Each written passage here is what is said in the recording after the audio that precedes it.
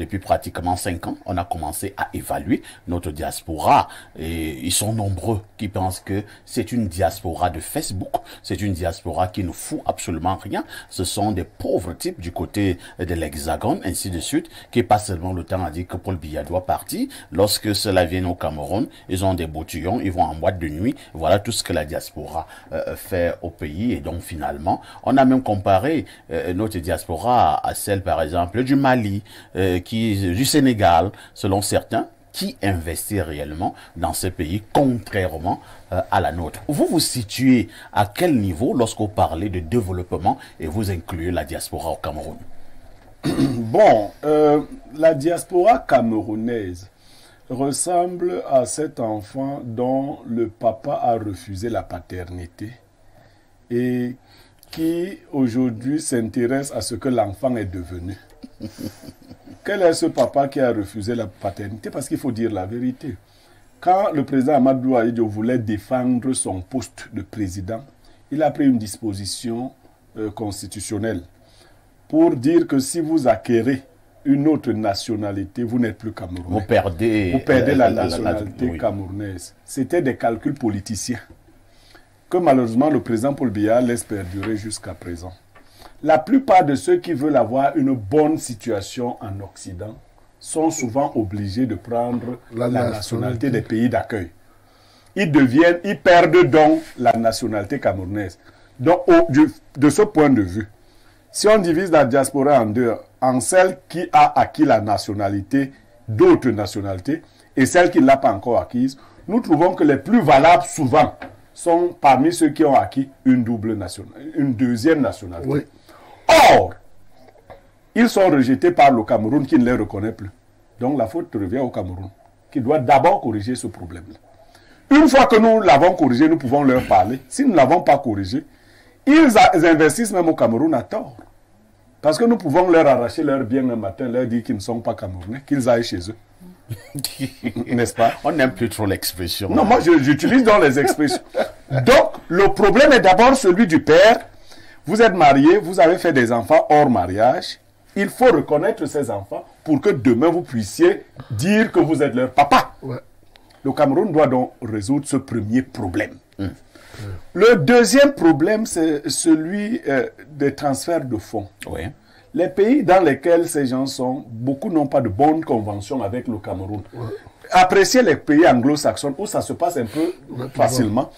Et encore que même quand ça ne se passe pas facilement, nos frères de la zone ont trouvé des techniques souvent pour faire arriver l'argent.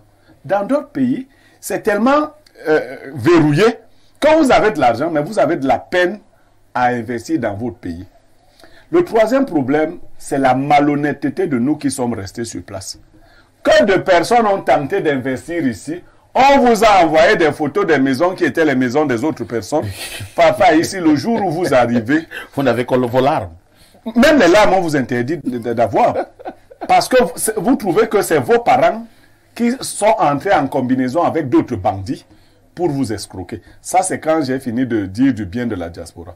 Vous avez parlé d'une autre... Non, je ne parle pas des activistes. Il y a des gens qui étaient des voyous au Cameroun avant de quitter le Cameroun. À force de beaucoup nager, ils ont pu nager, ils sont de l'autre côté. Ils sont encore voyous là-bas. Voilà. Ça n'a pas changé. C'est clair. Donc, c'est un peu quand vous prenez un bandit, vous mettez à la police. Il va juste utiliser la tenue pour mieux voler. Donc, maintenant, le groupe de voyous qui a traversé ou qui ont traversé et qui ont continué le voyoutisme, parce que quelqu'un qui a de vrais intérêts, je ne vois pas comment quelqu'un qui investit au Cameroun peut se mettre devant un hôtel pour dire qu'il veut taper sur le président Paul Biya. Sérieusement. Ouais. Si tu as le sens, tu vas revenir au Cameroun, non? Un jour. Ça veut dire que tu ne réfléchis pas. Tu dois quand même... Là, on a mis les yeux, on ne lance pas le caillou. Je veux dire que les autres pays, le pays que vous venez de citer, les pays ont des ministères de la diaspora. Ouais. Voilà. Vous voyez ça? Et là, vous n'honorez pas un enfant qui a réussi. Vous voulez que cet enfant... Lui, il vous honore. Merci. Les enfants n'ont pas les mêmes statuts. Vous avez un enfant, et très souvent, cette diaspora a réussi par ses efforts personnels, sans être aidé par nous. Oui. Dès que tu deviens Ganou, il y a un Camerounais, il n'est plus Camerounais, Imbi. Ouais. Le gars de la NBA. Voilà. Pourquoi vous citez son nom? Parce qu'il est Camerounais. Non, il n'est pas Camerounais. Non, il n'est pas camerounais. Il a la double nationalité. Non, il n'y a pas la double nationalité. Il n'y a pas de double nationalité au Cameroun. Eto'o n'est pas camerounais. Eto'o n'est pas camerounais. Selon la Mila n'est pas camerounais. Mila n'est pas camerounais. Donc même Paul Biya n'est pas camerounais. Mais attends, vous aimez le mensonge.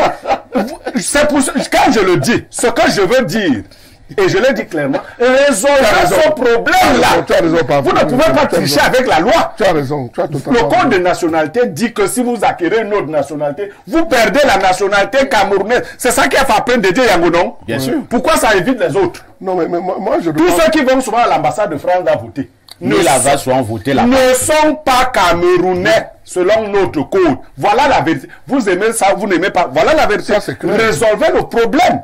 Moi, ça ne me profite pas.